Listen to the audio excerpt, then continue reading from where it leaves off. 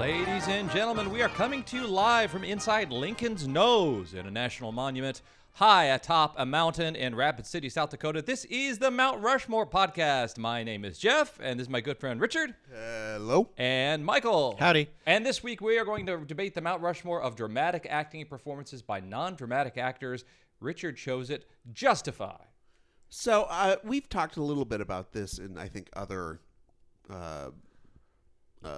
ways. Yeah. You know, we've talked a little bit about musicians who are actors.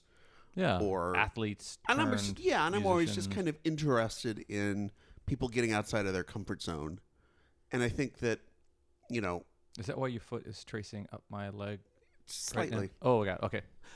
I'm kind of interested in this idea of, you know, it's been said that comedy is harder to play than drama. Yeah. Because you have to do all the stuff that dramatic actors do, plus get a laugh. Yeah. So I started looking at it from that standpoint. Not all of my choices are necessarily comedic actors, but there is certainly an element of that to it. Yeah, I think that is definitely something that will be inspired to color in the outlines when we choose the different performers you're going to choose. But I think it's from the eye of the doer, film drama and film comedy is probably both comparable. In the eyes of the viewer, I think it's hard for them to judge whether something is dramatic or not. But That's right. Everybody's told a joke. Everybody thinks they're funny in some way, shape, or form. Look at this listen to this podcast. Listen to this podcast, yeah.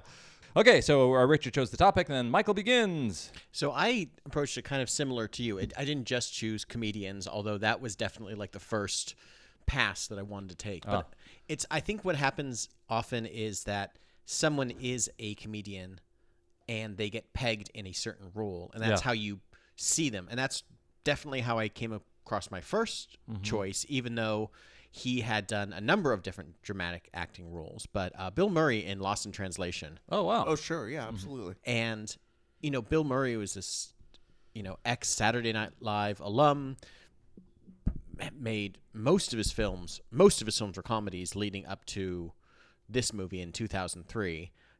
You know, Rushmore's kind of a comedy, kind of a drama. I didn't know if I wanted to choose that one either. But I think, and he's done other things like, what was the one that he... Well, there was Broken Flowers, the Jim Jarmusch. What was the one that he did? Razor's Edge was... the Ghostbuster. Like, I'll do Ghostbusters if you finance Razor's Edge. Yeah. So he's had dramatic acting roles, but I think this is the one, and this is also, I know I'm kind of all over the place right now. This is another theme that seemed to pop up was people that kind of play themselves in a dramatic way. It seems to be a little bit easier or more natural. And I think in Lost in Translation, he's playing kind of an older, not broken down comedian, but he's definitely a comedian. Well, he's supposed to be an action star, isn't he? Oh, is he? I don't. Was he? I think he was. Yeah. I always thought he was supposed to be more like a Harrison Ford type. Because of the endorsements that he's been asked to do. Yeah, exactly. I think they even mentioned at some point that he keeps doing these action movies. That's funny. I felt like it was a direct, almost like, okay, Bill Murray, you're going to play sad Bill Murray. Yeah. And this is almost feels like very much Bill Murray playing the real Bill Murray. Well, I think that's still Plus Scarlett I think that Johansson. still holds. Yeah. Regardless of what. But I think that this performance in itself was like, oh, he's a little deeper than, you know, wild and just kind of a wild personality. Yeah. He's deeper than kind of the He's not meatballs. Jack Tripper or Jack Winger, sorry, or Jack Tripper. Or Jack Tripper. But I don't know. This is one that, like, you could say, okay, well, now we can cast Bill Murray in dramatic roles constantly if that's what he wants to do. All right, Richard, what do you got? All right, so my first choice is Henry Gibson in Nashville. Wow, okay, yeah. That's amazing. Yeah, the Laugh-In guy is now all of a sudden on. All of a sudden, like, doing Altman movies. And I kind of chose this one because I think Altman had a history of doing unconventional casting. Yeah. Or casting people who you wouldn't necessarily think of as dramatic actors in some dramatic roles. Even in Nashville, I could have chosen Lily Tomlin, obviously, and that was her first ever movie role, not just dramatic role, but before that she'd just been sort of a television comedian, having done, again, Laugh-In and kind of her own specials. Oh, that's a fun choice. So I could have done that, but I decided to go with Henry Gibson just because I think he's someone who is so I think you look at Lily Tomlin, even her comedy had like a sense of, I mean, she wasn't doing like broad bits. Yeah. You know, she was doing very specific kind of character studies that had a very dramatic, I think, core to them. Mm-hmm. Versus Henry Gibson, who was the poem guy from Laugh-In. Yeah. You know, not someone that you would think of. And even after his career after this, you know, if you think of Henry Gibson in movies, you probably think of him as the head of the Illinois Nazis from Blues Brothers. But this role where he is playing this sort of like Haven Hamilton, this sort of like Porter Wagoner type, I guess. He's kind of country patriarch. Yeah, this kind of country patriarch, and there's something kind of like smarmy about him in a way that kind of propels everything else, a lot of the stuff that's going on, that kind of, I think, showcases that Nashville is this very inclusive society, and that either you're on top or you're not. And sort of that's one of the themes, I think, of the movie, is that, you know, either you've got fame or you don't. And if you don't, all you care about is trying to get fame. And if you do have fame, all you care about is trying to stay on top. Yeah. It's a great performance, and he had to, you know, much like the rest of the cast, he had to write his own songs. Yeah. One of the songs was actually based off on a poem that he had originally written for Laugh-In. Oh, that's funny. And I just think it's a great performance of someone who you just wouldn't necessarily put into that category of being a great dramatic actor, but obviously had the chops. You know, if you've seen Magnolia, you know him as sort of the pain in the ass to William H. Macy's quiz kid in the bar there. So obviously it's something that he retained. It's not like he had this one great performance and then nothing else. But I think it's interesting that somebody was able to kind of mine whatever they needed to mine to turn in this great dramatic performance, and then just went back to doing kind of comedy stuff after that. Yeah, and you also are talking about bridging television and film. So those are two much farther different worlds than drama and comedy. Yeah, I mean, he wound up doing other Altman films, and he kind of became a sort of a stock Altman player for a little bit there. But he didn't really say, okay, now that I've had this success, and he was nominated for a Golden Globe and won a New York Film Critics Best Supporting Actor for it. He didn't say, okay, well, now I'm a dramatic actor. Yeah. Like, you see a lot of comedians, and it's like, oh, this is their movie where they're trying to be the dramatic actor. Yeah. And this is where they're trying to make their career transition. Yeah. And I'll talk about one of those coming up in a little bit. But obviously that wasn't the point here. He was just sort of, this was a role that he offered to play, thought it was a good role, but didn't necessarily take this as a gateway to then become a dramatic actor. Yeah. All right, Winfield, what's your second? My second choice is Madonna as Breathless Mahoney in Dick Tracy. Oh, wow. Wow. Okay. This movie is quite something to see. If you haven't seen it in a while, go back and watch it. It's fucking bonkers. It is so great. All the so many of the performances are so over the top, especially for the villains. Yeah. You know, it's funny because Warren Beatty plays it pretty straight. Yeah. Al Pacino is insane as Lips. Not Lips. What's his name? He's not Mumbles. No. He's not Mumbles. Dustin Hoffman is Mumbles. Oh, yeah. As Big Boy Caprice. But Madonna comes in and plays a role very similar to how she started to kind of define her career at that point. This was 1990. She's 2 years out from releasing Erotica, a very sexually charged album. That same year she put out the book Sex, which is again very open and sexual and all about her and her body and her experiences. And the character of Breathless Mahoney is like a lounge singer at like Big Boys Club. She ends up, spoiler alert, she ends up being the blank, who's kind of the person behind the scenes, kind of playing both sides. But her performance is of this vixen. It's of this being a very wounded person. She is very sexual and very intense in everything she does. And she is like, she's constantly hitting on Dick Tracy, getting in between him and his girlfriend, Tess Trueheart. Thank you. And she's just so perfect in that role. And you think of Madonna as a musician, which she is primarily, but like her other acting performances before that were Desperately Seeking Susan and Shanghai Surprise and Who's That Girl? These kind of just comedy roles where she was just kind of like she was the fun girl. Mm-hmm. Maybe she was a little bit wild, but she wasn't quite this. Yeah. And this is who she ultimately became. So it was interesting to think of this movie and this performance as like, I don't know, an avatar for who she will be. Yeah.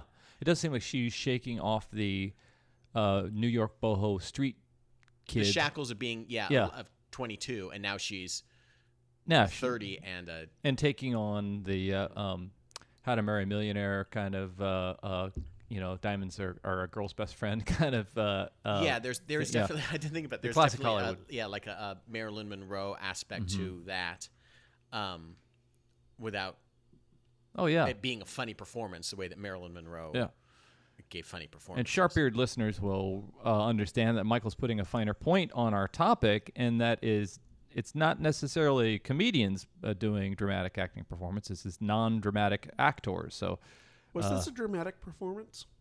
It wasn't a comedic performance. I thought it was very straight. I don't think she was playing it for comedy.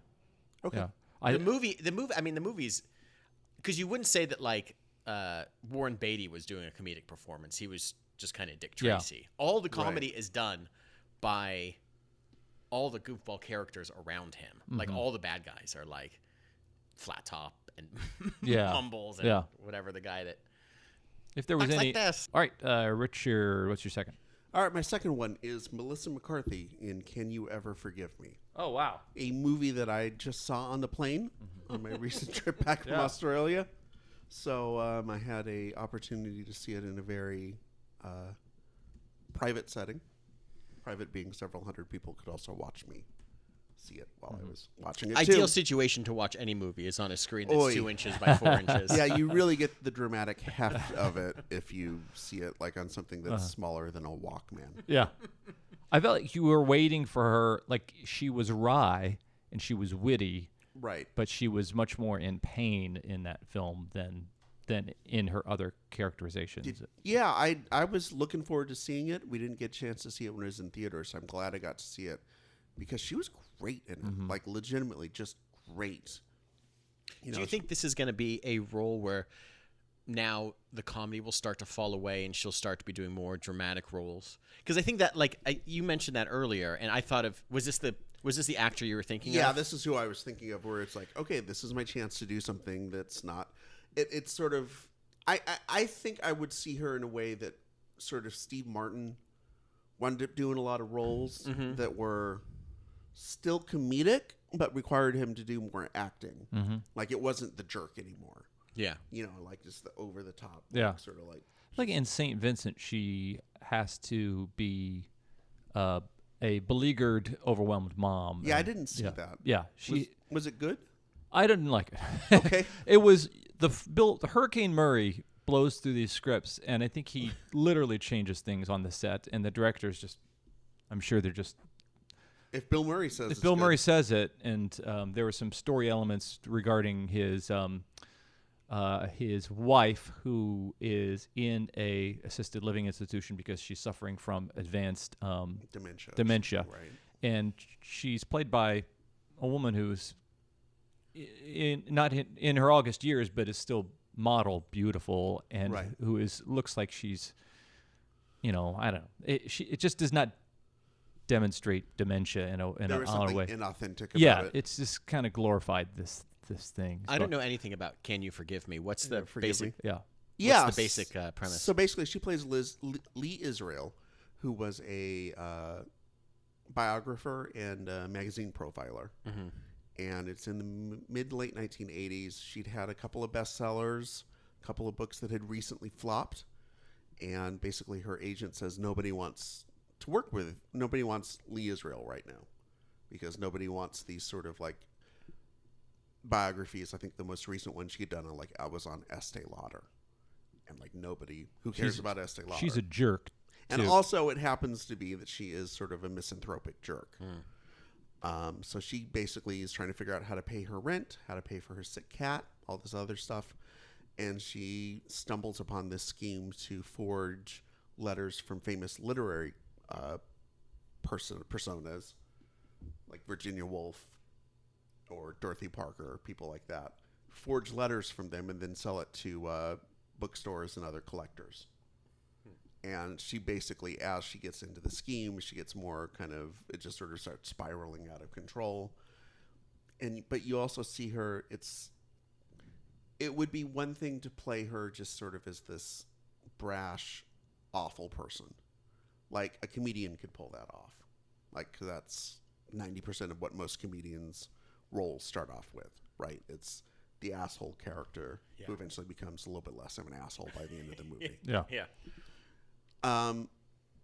But it's interesting because you see sort of the humanity inside of her, like you see that she's a broken person, and you can sort of start to pick out the pieces of what happened, but it's never really spelled out for you. Mm-hmm. And then also, I think it's interesting is the character doesn't have like a lot of remorse. Yeah. For what she's done. It's more remorse that she got caught and this whole ride is over. Mm-hmm. But she doesn't play her as somebody who's like, oh, this is awful. I did this horrible thing. And it doesn't play out that way. Yeah. And I think that's it's a tough thing to make a character someone that you want to emphasize with. Or someone you want to empathize with. That's almost a word. Almost. Yeah. I got that. Yeah. Someone you want to empathize with, even if you don't like them. Yeah. I think that's a tough ask for any actor, much less a comedian who maybe doesn't have that training or background to pull that off, and she did. Yeah. I think she becomes so funny, we want to be her friend and know her, even though she's an awful bitch. Even though she's an awful person, exactly. Sorry, I shouldn't have said that. Okay, yeah. So we is at our halftime, and this is the Mount Rushmore of dramatic acting performances by non-dramatic actors. And we invite you to do something dramatic, to go to the Mount Rushmore Apple iTunes site and download, rate, and review past episodes. No, you could also go to Stitcher. You could go to iHeartRadio. I think we're on Hulu now. We're top rated on Netflix. We're getting really close to, like, when Disney Plus comes out. Launch, yeah. We are going to be right there watching all of our favorite TV shows. Yeah. And then also downloading our podcast on a different app. Yeah. Also on HBO, if you watch Game of Thrones, you're actually listening to our podcast. It's our podcast. If you integrated. If you slow down the dragons roaring, it's our episode about sweaters. Did we do an episode about sweaters? Yes, I'm sure we did jackets. Oh, we did jackets. Okay. Yes. Mount Rushmore sweaters. Sweaters, Mike. Sweaters. Write that down. I can tell you there's only one that needs to be on the Mount Rushmore sweaters, and it's in the movie Three Amigos, where El Guapo gets the cardigan from his men for his 40th birthday. Oh, yeah. And he opens up the box and he says, "It's a sweater!" That's it. That's done. Don't need any more. Dunzo. You could also go to our social handles on Facebook, on Instagram, on Twitter, and follow us. You could also get in a dialogue with us and suggest topics for future episodes. Let us know how we goofed on past episodes. You could support podcasting in general by going out and listening to great podcasts like this one. Hey, are you a jock that likes comics? Are you a nerd that likes comics? Do you feel left out sometimes? Well, then we've got the show for you. I'm Imran. And I'm Anthony. He's the jock. And he's the nerd. And we host the Jock and Nerd podcast at jockandnerd.com. If you're looking for fun, entertaining, laugh-out-loud geek chat over all the latest Marvel, DC shows and news, visit jockandnerd.com. Full spoiler podcast, lots of swearing. You're such a jock. You're such a nerd. Oh, come on. Shut up, nerd. Okay. And we are back. But before we move on, I want to let you know that next week we are going to be doing the Mount Rushmore of side projects. Is that what it is? Musical side projects. Musical side projects. Yeah. I'm interested in talking to you guys about that. And maybe if you hear this podcast now, you could go on to our Facebook site and maybe Twitter or Instagram and suggest topics that you think we should talk about for that. But don't suggest like a solo album. If someone leaves their band to do a solo album, that's not a side project. That's not a side project. That's a vanity project. Yeah. Okay, so we're going to return to our topic, which is the Mount Rushmore of dramatic acting performances by non-dramatic actors. Richard chose it.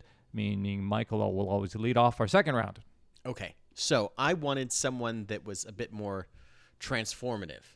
So you went with the Transformer. Optimus Prime. I went with with Optimus Prime in Transformers the movie. It's a sweet dramatic role. Yeah.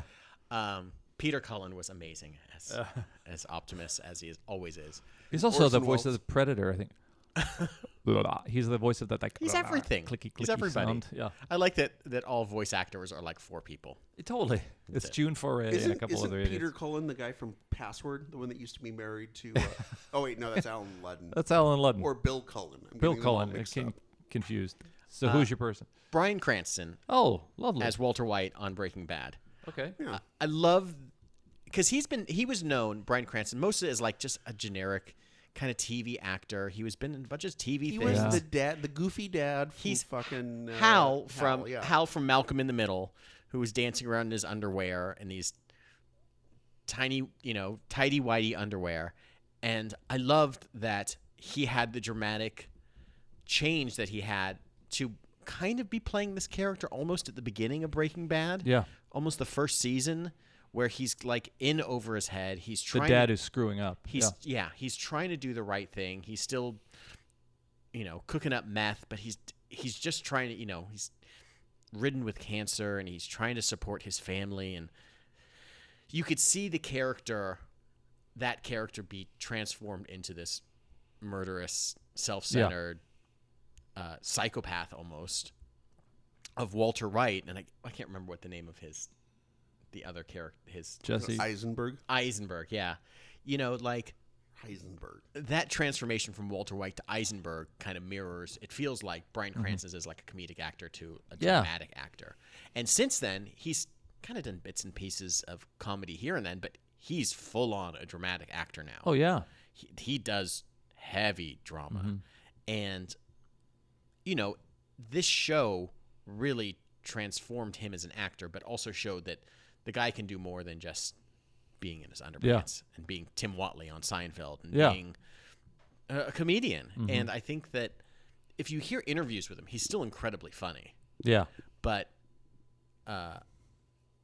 this show is like one of these 4, 5 tentpole of like the destructive white man shows. And I think he kind of almost does it better than Tony Soprano. Yeah. I think he's a better actor than him. Yeah. Than John Hamm or there's like the destructive white man, self-destructive, the toxic, horrible, self-destructive. Yeah. Do you?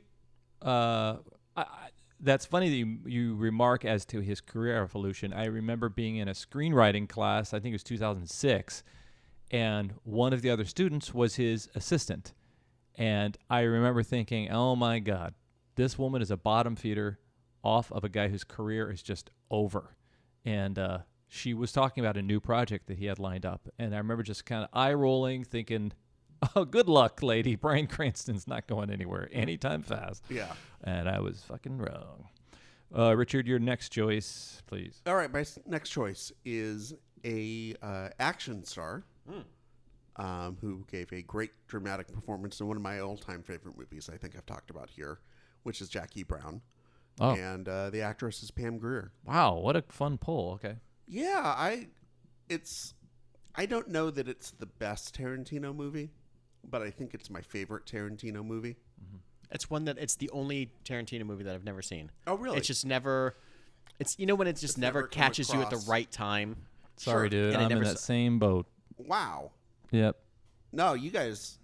So you could say that Jeff, there's dragons. Let's stop podcast. Let's go watch it. Yeah. So we'll be back in about 2 hours. He's going to tell us all this shit that isn't really in the spaceship when she saves there was a spaceship there. There was alien sex. There was basically she plays a flight attendant who is also smuggling drugs for the bad guy played by Samuel L. Jackson, who's great in it,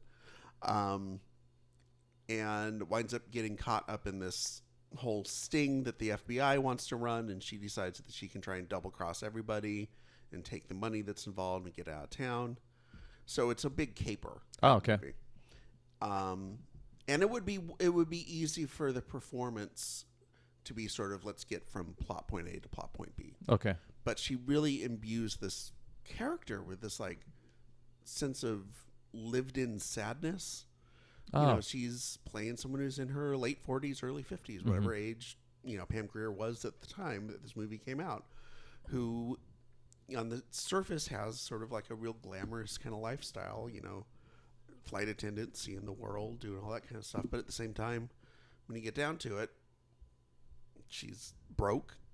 She doesn't have a way to support herself, and she's caught up in this, she got herself caught up in this, bad situation that's just going from bad to worse. And there's just some really great scenes in there with her and Robert Forster. And they have such amazing chemistry together. And you just think about her being Foxy Brown and, all these blaxploitation roles from the 70s. And I think it speaks to Tarantino, whatever, magic powder he has, cocaine, whatever magic powder that he's able to sprinkle on these actors that he finds. Yeah. That maybe are people you hadn't thought about in a long time, and get these amazing performances out of them, or to understand that Pam Grier's the right person for this movie. I mean, who would think about Pam Grier at that time? Yeah. Nobody. Do you think it's that, or do you think it's that he just writes movies towards people that he's in love with? I think in this case specifically, yes, because I know he wrote this specifically with Pam Grier. Because I'm thinking of Kill Bill, and it feels like he wrote the David Carradine part exactly for David Carradine to come in and be the, kind of lone, post, what was the show he's on? Kung Fu sort of guy that's lost his way. Yeah. Hey, Michael, try to get this out of my hand. It does seem like hero plus time equals pathos. Yes. Even Bill Murray, we think of him as this guy who was the comedic hero, this guy who was always outwitting, outsmarting, fast talking his way through these scenarios. And then when we see him at an older age, we realize he didn't talk his way out of certain things that happen in life, like dreams being crushed or lost love and all this kind of stuff. You can talk your way out of situations, but you can't talk your way out of life. Yeah, out of life. Yeah. So that's a cool pull. That is now on our required viewing list. Okay, so this is Michael's fourth and final choice, and everything's been B so far. Bill, Breathless, Bryan. Oh. Break. Now okay. Go. So my last choice, and I was so happy you brought this movie up earlier. It's not a B. Oh. I kept trying to, but it's a B movie. Okay. Kind of. It's a Seinfeld's animated classic. Look at me, I'm a B. I'm a B. I kept trying to think outside the box like Richard was doing, and okay, it can't just be a comedian. It can't just be a singer. What about a wrestler? Oh, okay. And of course, George the Animal Steele as Tor Johnson. Yes. In that's pretty great. In Ed Wood, which is the only good wrestler performance in a movie. I love The Rock. He's great, but he's not a dramatic actor. Wait a second. Are you dissing Roddy Piper and They Live? Yeah, They Live. Also in Welcome to Frogville. Hell Comes to Frogtown. Frogtown. Welcome to Frogville too was the sequel, I think. But he plays a character. He plays Tor Johnson, who was a Swedish wrestler. Yeah. It's kind of a biopic. Oh yeah. And he'd only starred in 2 of Ed Wood's terrible movies, Plan 9 and Bride of the Monster. And Tor Johnson is just this gruesome human being, just awful looking, but apparently a really sweet guy. Yeah. And George the Animal Steele plays him just perfectly. Yeah. He's able to capture that. And it could be that George the Animal Steele is kind of also this gruesome looking guy. Who's also a sweet guy. Who's also a sweet guy. He was also a high school teacher. Oh, was he? For the majority of his career. When he wasn't wrestling, his day job was as a high school teacher. Mr. the Animal. Yeah. Could you quit chewing everything? But his, it's such a small role in it. But I'm surprised that wrestlers can't do better on film. Oh, yeah. They're so good in their role that I don't know why it doesn't, the acting doesn't translate. Triple H in as Sabretooth or something. Yeah, Tyler Mane as Sabretooth. Yeah. Andre the Giant was Andre the Giant. He was just a, it's, and, but that wasn't a, dramatic role, really. Yeah. And I don't even know if he wasn't particularly comedic in this movie, although this is kind of one of those borderline, kind of funny, very dramatic, kind of, it's Tim Burton, so it kind of straddles both lines at times. Yeah. But it was such a good performance and so believable. And it was George the Animal Steele. Yeah. And I don't know, he had lines like, more legs, when he's eating a chicken and getting a massage. He didn't have to do a lot. Yeah. He didn't stretch too far. Yeah. Playing another gruesome I'd say wrestler. like Dave Bautista as Drax is a pretty good assay of comic. Yeah, he was also good in Blade Runner. Yeah. Blade Runner 2049. Yeah. He was pretty superb there. And it's weird that I would never have thought Bautista would be like the go-to good actor wrestler guy. I know, right? Well, John Cena is a guy who acts in movies. He does things. He does movie type things. Yeah. Didn't Goldberg in or Universal Soldier? Universal 2. Soldiers. We've had some So Stone there's Cold and It was amazing. What's truly amazing? We're talking about now wrestling, just general wrestlers who became actors. It's amazing that The Rock survived The Scorpion King. Yeah. Why do you say that? Because that movie was awful. But it was successful. Was it? Yes. Frazier didn't survive it. How did The Rock survive it? Is that what you're saying? I honestly thought you were going with Hulk Hogan. Oh, no. Here. Oh. I thought you were going to go like... What, No Holds Barred? No Holds Barred there, yeah. No. Or Mr. Nanny. No. Those are bad movies. Okay, Richard, what's your final? What is my final one? My final one is Courtney Love from People vs. Larry Oh, Flynt. wow. Super choice. That's pretty great. It's a pretty great performance. And she was somebody who had actually started off her wanting to be an actress. I mean, she had done these Alex Cox films, so she had auditioned for the role of Nancy Spungen in Sid and Nancy. It almost seems like it should have been her role. Doesn't it seem like it was a role that was just written for her? She didn't get that part, but she got another supporting role, and then she wound up starring in Straight to Hell, which was Alex Cox's follow-up. With an ensemble cast of to die rock for. And roll weirdness of like, Elvis Costello and Joe Strummer doing Tom Waits doing this like spaghetti western movie. Then after that, she decided to stop acting and started her music career, and we all know about Hole and her relationship with Kurt Cobain and all of that. And then she decided to start acting again, and one of the first roles she got was as Larry Flynt's on-again, off-again girlfriend, fiance, whatever she was, Althea. And she's phenomenal in it. And it's just like, where the fuck did this performance come from? It's not, you can see where she can connect to the role because, it's a former stripper and there's all these sort of like, you can see some parallels. But it's just like, there's like real acting going on there. And there was nothing in her background that would suggest to you that she could pull off like a major heavy lifting acting performance like this. That choice is reminiscent of one that I sometimes Google these categories and topics, and Bette Midler came up as The Rose. The Rose, yeah. And she has such strength and then vulnerability. Here's this person who leaves it out who leads with her chin out in the world and gets knocked down all the time and has such vulnerability, but yet you put her on stage. If you see a whole concert, you'd probably think of Courtney Love as this incredible, powerful rock star like a la Chrissy Hynde or something like that, but is able to channel this vulnerability and even just the technique of film acting.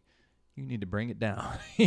Whatever you do, you're not playing to a stadium full of people. You're playing to a camera that's 4 feet away. So. And so many non-actors, because Courtney Love wasn't a trained actress necessarily, but I would think, people who are musicians who come at it from some other sort of entertainment world, that's got to be sort of the default is to overact. Yeah.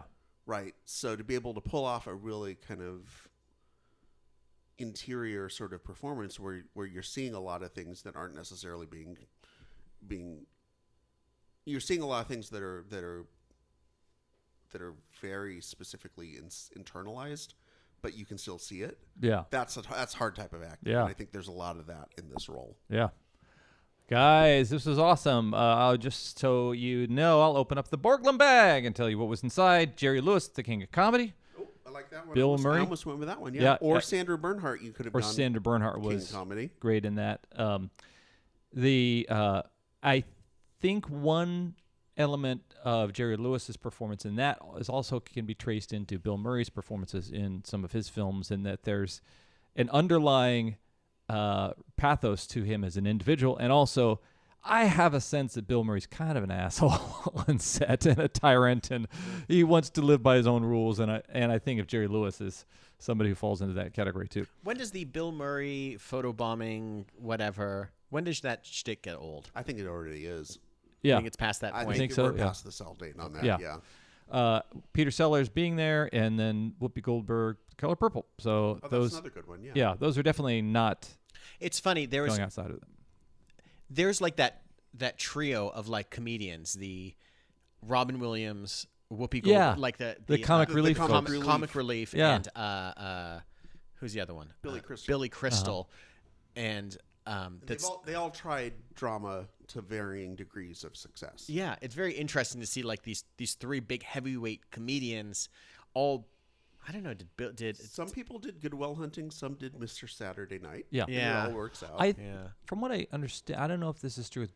Maybe it's not with Billy Crystal, but I know Robin Williams and Whoopi Goldberg were actors who tried comedy and then found success. Yeah, Robin Williams trained at Juilliard. Yeah, right? And Whoopi Goldberg, even her one-person shows had a lot of drama to them. Yeah, yeah. So that might be part of the I guess DNA. so. Maybe, yeah. Okay, so I will choose these. Let's see. All right. Henry Gibson in Nashville was kind of a cool, unique pull. And because it broke the mold and pulled us out of the world of music, let's go with Breathless Mahoney. And I'll go with Pam Greer and George the Animal Steele. So split that category 2 and 2. So this has been... Guys, I'm going to be super dramatic here. Do the timpani music. The Mount Rushmore of dramatic acting performances by a non-dramatic actor. Do I get my Oscar now? You get an Oscar Mayer win. Oh, shit. Hot dog is good enough. I'm Jeff. I'm Richard. I'm Michael. Don't give me that wink.